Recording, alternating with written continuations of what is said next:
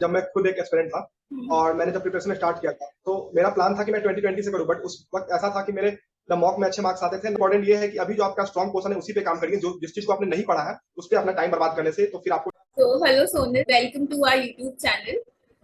We are glad to have you on our platform. First of all, I like to congratulate you on your YouTube channel, which is growing really good.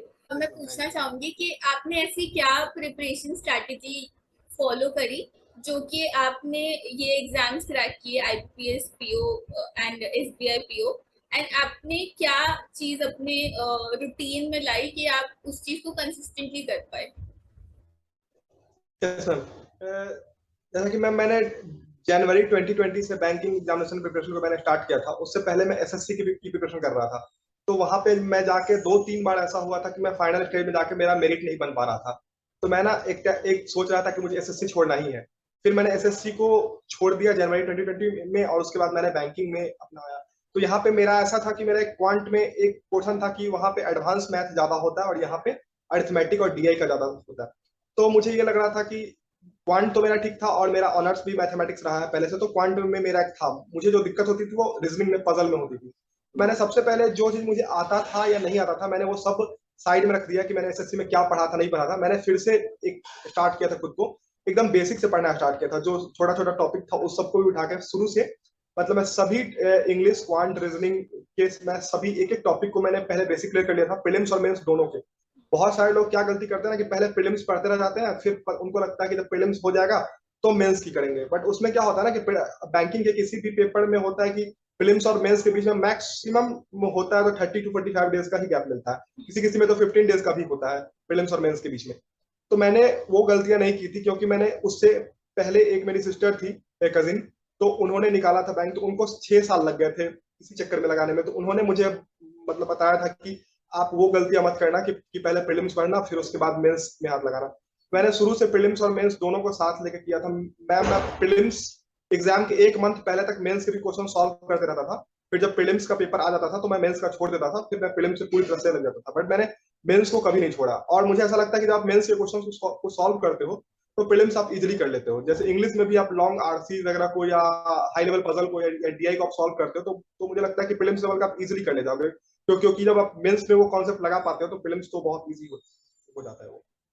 मुझे next चीज ये पूछनी, काफी सारे students ये कहते हैं कि टॉपिक वाइज तो सारे पढ़ लिए, लेकिन जब वो 2 घंटे के टाइम में वो चीज कवर करनी होती है तो वो कहीं ना कुछ पार्ट छूट जाता है। तो आप क्या सजेस्ट करोगे बच्चों को कि वो पूरा पेपर एक गो में उस टाइम लिमिट के अंदर अटेम्प्ट कर पाए।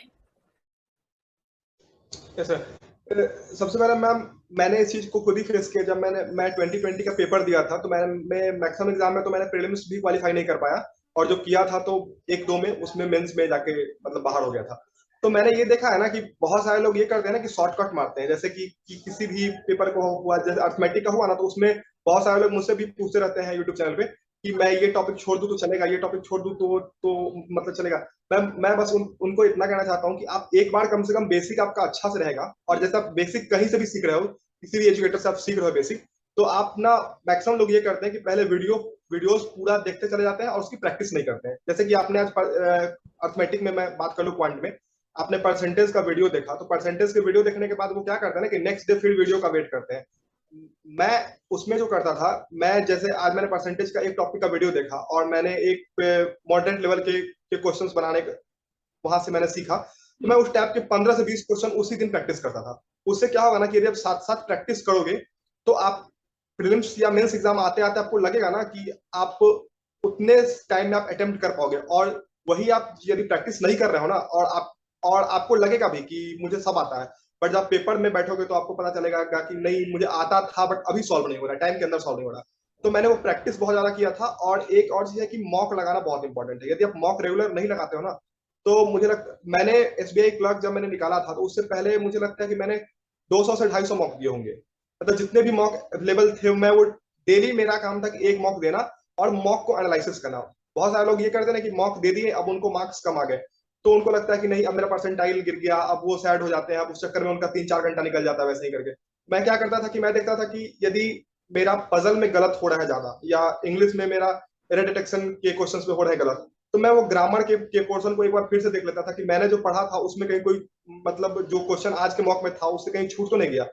और एक और चीज है कि यदि आपके मॉक में अच्छे स्कोर आएंगे तभी एग्जाम में आ पाएंगे। बहुत सारे लोगों को लगता है ना कि नहीं मॉक में नहीं भी आ रहा तो एग्जाम में अच्छे आ जाएंगे, तो ऐसा नहीं होता है। मतलब मॉक में आपके, हाँ आप 5-10 मार्क्स का ऊपर नीचे रख सकते हो कि हाँ यहाँ से 5 मार्क्स ज्यादा आ जाएंगे, बट ऐसा नहीं है कि आपके यहाँ पे 30 आ रहे हैं तो वहां पे 60 आ जाएंगे, ऐसे नहीं होते। वो 5-10 मार्क्स का ही इंपॉर्टेंट। तो मॉक देना बहुत इंपॉर्टेंट है। और उससे भी इंपॉर्टेंट ये है कि मॉक जो दिए उसमें जो क्वेश्चन गलत हो गया उसमें ये, मैं तो ये देखता था कि मतलब जो क्वेश्चन मेरे से बन गए टाइम टाइम से वो तो सही है बन गए, बट जो क्वेश्चन बने हैं बट उसमें टाइम लगा है तो उसमें मैं देखता था कि इसमें मतलब इसकी टाइम मैं कम कैसे कर सकता हूँ। और तीसरा मैं ये देखता था मॉक में कि यदि जो क्वेश्चन नहीं बने तो उसमें क्या मैंने उसको उस टॉपिक को पढ़ा ही नहीं था, या मैंने उसका प्रैक्टिस नहीं किया था, या मैंने उस टाइप के क्वेश्चंस को कभी देखा ही नहीं था, तो मैं फिर उस पर काम करता था। आपके हिसाब से क्या चीज करनी चाहिए, क्योंकि सबकी स्ट्रेंथ्स और वीकनेसेस होती हैं, ऑब्वियसली हर कोई हर चीज में परफेक्ट नहीं है, तो हमें पेपर से पहले अपनी स्ट्रेंथ्स को और स्ट्रॉन्ग करना चाहिए, या फिर हमें उस टाइम को यूटिलाइज करना चाहिए जो वीक पार्ट है हमारा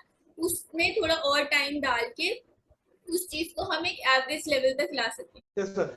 सबसे पहले मैं प्रीलिम्स एग्जाम की बात करूं तो प्रीलिम्स एग्जाम में मुझे ऐसा नहीं लगता कि किसी के स्ट्रेंथ और वीकनेस होनी चाहिए, क्योंकि उसमें आपको अभी जिस हिसाब से कट ऑफ जा रहे हैं हर, चाहे आप किसी भी एग्जाम के देख लें, तो उसमें तो आपको प्रीलिम्स में ये मान के चलना पड़ेगा कि आपको 80-85 से प्लस रखना पड़ेगा स्कोर को। तो उसमें तो मैं ये कहूंगा कि सभी सब्जेक्ट को आपको एक बैलेंस बना के चलना पड़ेगा और सभी में अच्छे स्कोर करने पड़ेंगे।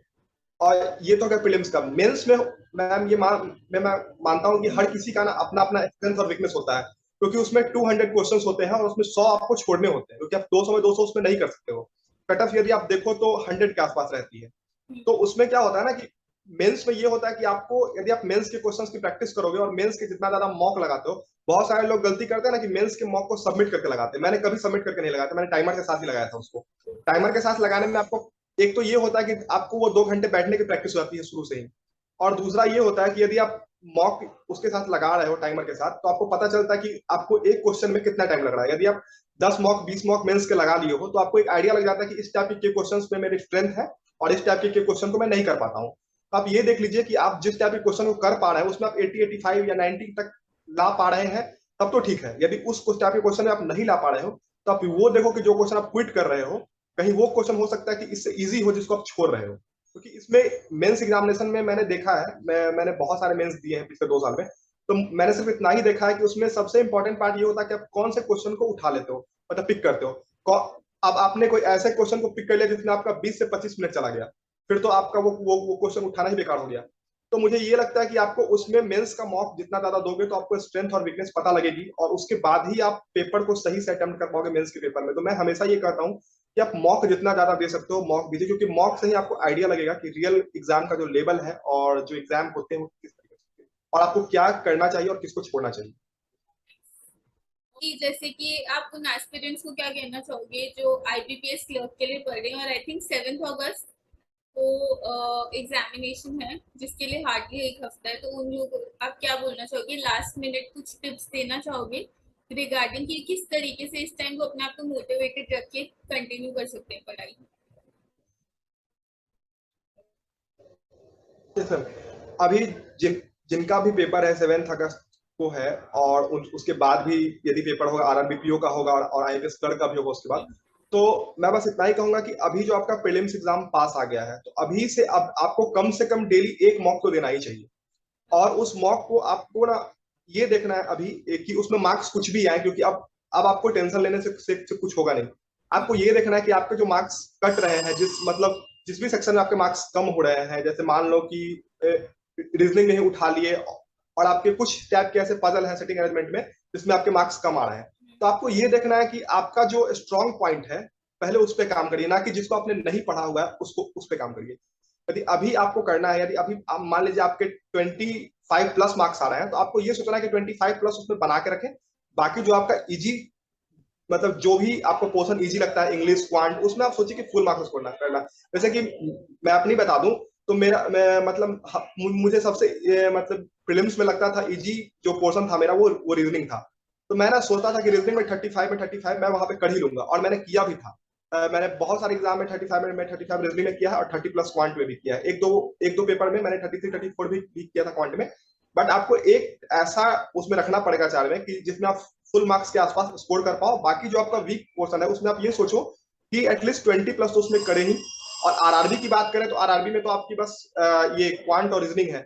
उसमें आरआरबी क्लर्क की बात करें तो आप कट ऑफ देखोगे तो 75 के अराउंड रहती है हर स्टेट की। तो आपको ये देखना है कि आप 70+ भी अटेम्प्ट करते हो तो वो एक्यूरेसी के साथ अटेम्प्ट करते हो तो आपको 8 to 9 मार्क्स वैसे भी आपके इंक्रीज हो जाते हैं। बट आपको ये ध्यान रखना है कि आपको उसमें गलतियां नहीं करनी है। यदि आप एक्यूरेसी के साथ अटेम्प्ट करते हो तो आप आराम से क्लियर कर लोगे। और सबसे इंपॉर्टेंट ये है कि अभी जो आपका स्ट्रॉन्ग पोर्सन है उसी पे काम करिए। जो जिस चीज को आपने नहीं पढ़ा है उस पर अपना टाइम बर्बाद करने से तो फिर आपको पता चलेगा कि जो आपको पहले से आता था वो भी भूल गए, और जो अभी आप जिस पे काम कर सकते थे फिर उसको भी आप नहीं कर पाओगे। तो मैंने ये प्रैक्टिस मॉक अपने प्रिपरेशन के टाइम में लगाया था। इसका जो मतलब पेपर का लेवल होता है तो आपको एक्चुअल एग्जाम लेवल से ही मिलेगा। तो मैं आपको ये सजेस्ट करूंगा कि आप जितना ज्यादा मॉक लगा सकते हो प्रैक्टिस मॉक के आप लगाओ। और यदि आपका पेपर यदि 7 दिन के बाद है या 10 दिन के बाद है या 15 दिन के बाद है तो आप ये करो कि आप कम से कम एटलीस्ट दिन में एक मॉक तो लगाओ ही लगाओ। क्योंकि उसमें मॉक लगाने से क्या होता है ना कि आप हर टाइप के क्वेश्चंस को उसमें कवर कर लेते हो। और प्रैक्टिस मॉक में आपको एक मॉक में आपको लगभग लगभग जो जो आपके एग्जाम का पैटर्न होता है उस पैटर्न के क्वेश्चंस आपको यहाँ पे मिल ही जाते हैं। तो thank you so much Sonal, बहुत अच्छा लगा आपसे बात करके। होपफुली जितने भी लोग पढ़ रहे हैं बैंकिंग एग्जाम के लिए, आपकी ये टिप्स उनके लिए बहुत यूजफुल प्रूव होगी।